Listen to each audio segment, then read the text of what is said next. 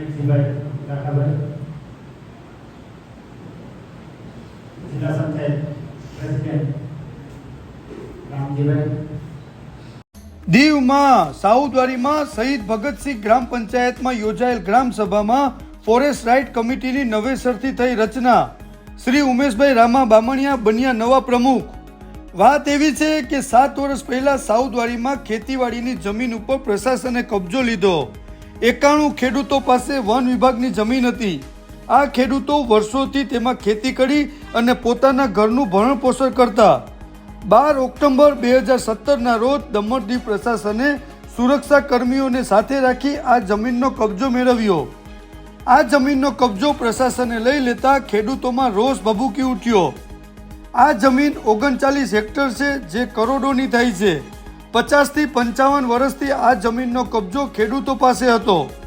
આ જમીન બંજર હોય, જેને ખેડૂતોએ ખેતીલાયક અને ફળદ્રુપ બનાવી અને ખેતી કરી પોતાનું ગુજરાન ચલાવતા। ખેડૂતોએ આ અંગે અવારનવાર પ્રશાસન પાસે ગુહાર લગાવી કે માલિકી હક ભલે સરકારનો રહે, પરંતુ અમોને ખેતી કરવા દ્યો। પ્રશાસને આ રજૂઆત નકારી અને ફેન્સિંગ કરવાનો નિર્ણય લીધો। આ જમીન ઉપર ખેતી કરવા માટે ખેડૂતોએ એક કમિટીની રચના કરી અને કોર્ટનું શરણું લીધું। હવે સાઉદવાડીમાં એક ગ્રામ પંચાયતમાંથી 3 ગ્રામ પંચાયત બનતા કમિટી ડિઝોલ્વ થઈ। આ કમિટીની ફરી રચના કરવા શહીદ ભગતસિંહ ગ્રામ પંચાયતમાં સરપંચ શ્રી મેઘજી લાખાની અધ્યક્ષતામાં ગ્રામસભા યોજાઈ। આ ગ્રામસભામાં નવી ફોરેસ્ટ રાઇટ કમિટીની રચના થઈ, જેમાં પ્રમુખ શ્રી ઉમેશભાઈ રામા બન્યા। હવે આ નવી કમિટી જિલ્લા સ્તરે અને કોર્ટમાં કેસ ચાલુ હોય તેની જવાબદારી નિભાવશે। આજની ગ્રામસભામાં જિલ્લા પંચાયતના પ્રમુખ શ્રી રામજીભાઈ ભીખા, બીડીઓ શ્રી રાણેશ બારિયા, ફોરેસ્ટ કર્મી શ્રી પ્રશાંતભાઈ, પંચાયતના સભ્યો, મંત્રી, સમાજના પટેલ શ્રી શંકરભાઈ ભગવાન અને મોટી સંખ્યામાં ગ્રામજનો ઉપસ્થિત રહ્યા। આજની ગ્રામસભાના અધ્યક્ષ અને શહીદ ભગતસિંહ ગ્રામ પંચાયતના સરપંચ શ્રી મેઘજીભાઈ, દીવ જિલ્લા પંચાયતના અધ્યક્ષ શ્રી રામજીભાઈ પોતાનો કિંમતી સમય કાઢી આ ગ્રામ સભાને શોભાયમાન બનાવી છે, એ બદલ શહીદ ભગતસિંહ ગ્રામ પંચાયત તરફથી આપ સૌનું ખૂબ ખૂબ હાર્દિક સ્વાગત કરું છું। આપણા સરપંચ અને આજની ગ્રામ સભાના અધ્યક્ષ આપણને કીધું કે અમારી પહેલી જવાબદારી છે કે આપણું ગામ સ્વચ્છ રહે, એમાં તમામ લોકોનો સહકાર મળે એવી અપીલ કરી છે। ને ગામ સ્વચ્છ રાખવાથી પણ આપણે ઘણી બધી સમસ્યાઓ, જે શારીરિક સમસ્યાઓ છે, એ ઘણી બધી દૂર થઈ શકે એવી અપીલ કરી છે। તો આજની ગ્રામ સભામાં દરેક ગ્રામજનો, અધ્યક્ષશ્રી અને આપણા સરપંચશ્રીની આ અપીલને આપણે ધ્યાનમાં રાખી અને આપણું ગામ સ્વચ્છ, આપણું આંગણું સ્વચ્છ, ઘર સ્વચ્છ રાખીએ એવી નમ્ર અપીલ કરી છે। આભાર સરપંચશ્રી, તમારા સૂચનો અમે ધ્યાનમાં લેશું। મહત્વની બાબત એ છે કે આપણો વિસ્તાર ગ્રામ્ય વિસ્તાર છે। આ વિસ્તારમાં ફોરેસ્ટ રાઇટ કમિટી નહોતી, એટલા માટે કરીને ઘણી સમસ્યાઓ, જંગલ જમીન ખેડવાના અધિકાર આપણને કોઈને ખબર પણ નહોતી કે આ અધિકાર આપણા છીનવાઈ જશે, અને આજે છીનવાઈ ગયા છે। એટલા માટે આપણે કોર્ટનો સહારો લઈ બોમ્બે હાઈકોર્ટે આપણને એક દમણ દીવ પ્રશાસનને એક ઓર્ડર કરેલો નવેમ્બર 2021 માં એક ઓર્ડર કરેલો છે કે ભાઈ જંગલ જમીન ખેડવાના અધિકારો છે 2006ના નીતિ નિયમ પ્રમાણે તમે પહેલા એ ફોરેસ્ટ રાઇટ કમિટીની રચના કરી દરેક પંચાયતોમાં, અને એ પંચાયતોની અંદર જે કંઈ ફોરેસ્ટ રાઇટ કમિટી ના સુઝાવો આવે એને માન્ય રાખી એનો સમસ્યાનું નિવારણ કરો। એમાં દમણ દીવ પ્રશાસનના વન અધિકારી, કલેક્ટર સાહેબ, જે કોઈ અધિકારીઓ કોર્ટને બાંહેધરી આપેલી છે, એ પ્રમાણે એ સમયે આપણે તારીખ નવેમ્બર 2020માં શંકરભાઈ સરપંચ બન્યા। એ સમયે આપણે આપણી વાડી વિસ્તારની ફોરેસ્ટ રાઇટ કમિટીની રચના કરવામાં આવી। એ રચનાના જૂના મેમ્બરો હતા, હું તમને એ મેમ્બરોની પણ યાદી આપું છું, આવેલી હતી। એ કમિટીનું કામ જે કંઈ ફોરેસ્ટના પ્રશ્નો ઊભા થયા હતા કે પોર્ટુગીઝ સમયથી જે આપણા બાપ દાદા ફોરેસ્ટની જમીનમાં કામ કરી અને પોતાનું ગુજરાન ચલાવતા હતા, એ ગુજરાન આપણને 2017માં પ્રશાસને આપણી પાસેથી લઈ લીધું છે અને એને વિરુદ્ધમાં આપણે કોર્ટમાં જઈ આ કમિટીની રચના કરવામાં આવી હતી ઓર્ડર પ્રમાણે. અને એ કમિટીએ પોતાનું ફિલ્ડ વર્ક કરી અને તમામ ખેડૂતોના 85-92 જેવા આપણા ખેડૂતો હતા એ તમામનો હક છીનવાઈ ગયો. એને ધ્યાનમાં રાખીને લગભગ 2,500-3,000 પરિવારો એના પર નિર્ભર હતા. એ તમામની રોજીરોટી છીનવાઈ ગઈ. એવા મુદ્દાઓ ધ્યાનમાં રાખી એવા મુદ્દાઓ આ કમિટીને સમક્ષ ખેડૂતોએ પોતાના રજૂ કર્યા. અને અમે ફિલ્ડ સર્વે વખતે પણ કહ્યું ત્યારે મામલતદાર કચેરીમાંથી પણ રેવન્યુ ડિપાર્ટમેન્ટમાંથી રામજીભાઈ આવેલા હતા, ફોરેસ્ટ ડિપાર્ટમેન્ટમાંથી આપણા પ્રવીણભાઈ હતા, ગામના સરપંચો, ગામના આગેવાનો, ખેડૂતો પોતાની ફિલ્ડ વર્કમાં અમે આ કમિટી જઈને પોતાના બધા જવાબો તૈયાર કરેલા. પરંતુ જોગાનો જોગ આપણી પંચાયત ડિઝોલ્વ થઈ અને આપણી પાસેથી પાવર પ્રશાસને લઈ લીધા અને પ્રશાસને પાવર લીધા પછી આ કમિટી પર ડિઝોલ્વ થઈ. જે જૂની કમિટી હતી એ ફરીથી ચાલુ રહે એવા પ્રયાસો અમે પ્રશાસનને જાણ કરી કે આ પ્રયાસો અમે જે કઈ કમિટીએ કામ કરેલું છે એ કામ તમે આગળ ધપાવો તો અમને ના પાડવામાં આવી. અને આપણી પંચાયત સાઉથવાડીમાંથી 3 પંચાયતો બનાવવામાં આવી હતી નવી, એટલે ટોટલ 3 પંચાયત થઈ. જૂની કમિટી ડિઝોલ્વ થઈ, તમામ સભ્યો ડિઝોલ્વ થઈ ગયા, સરપંચ ડિઝોલ્વ થઈ ગયા. એટલે આ કમિટી કોઈ કામ કરી શક્યું નહીં.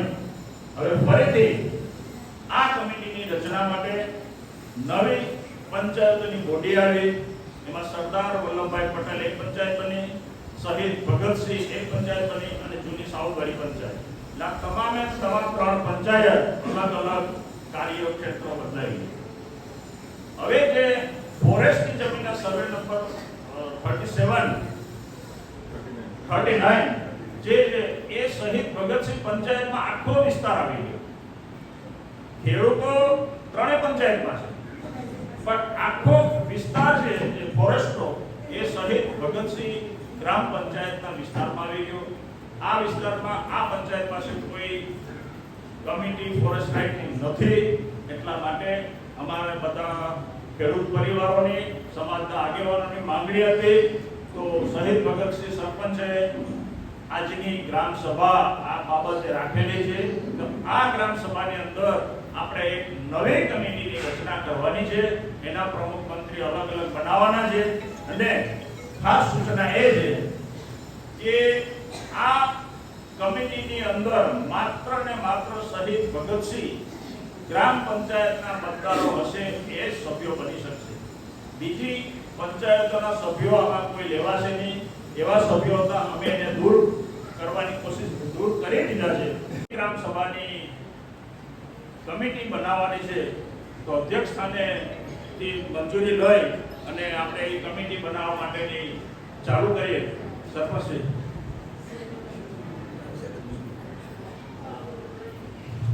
ગણેશ સાહેબ ચાલુ કરીએ. પ્રમુખશ્રી હવે જે કમિટી મેમ્બર કોઈ પણ બને એના નામની નોંધણી સાહેબ તમે કરતા જજો. જંગલ જમીન ખેડાનો જે કાયદો છે એના હેઠળ કામ કરીને આપણો જે કંઈ આપણે મટીરિયલ ભેગું થાય, જે કંઈના જવાબો આવે એ આપણે દીવ પ્રશાસનની ડિસ્ટ્રિક્ટ કમિટીમાં આપણે મોકલાવી દેવાના. તો દરેકને નમ્ર વિનંતી, શાંતિપૂર્ણ, કોઈ એમ ન થાય કે મારે રહેવું તો ને હું રહી ગયો ને આમ નહીં. તો દરેકને હું અહીંથી વિનંતી કરું કે જે કોઈ ભાઈ બહેનોને આ કમિટીનો સભ્ય બનવાનો હોય તો એકબીજાનું નામ આપે. એ અમે અહીંથી પૂછશું કે ભાઈ તમારે કઈ વાંધો છે શું છે, ત્યારે એ અહીં નામ લખાતું જશે. એ કમિટી અમારું કામ રહેશે કે અમારા જે વિસ્તારના ખેડૂત પરિવારોના જે કોઈ પ્રશ્નો છે કે જંગલ જમીન ખેડાણ એ 2006 મુજબ જે કંઈ કાયદા મુજબ અમારે એનો અભ્યાસ કરવાનો છે આ અભ્યાસમાં કંઈક ક્ષતિ દેખાય એટલે અમારે પ્રશાસનને જાણ કરવાની છે.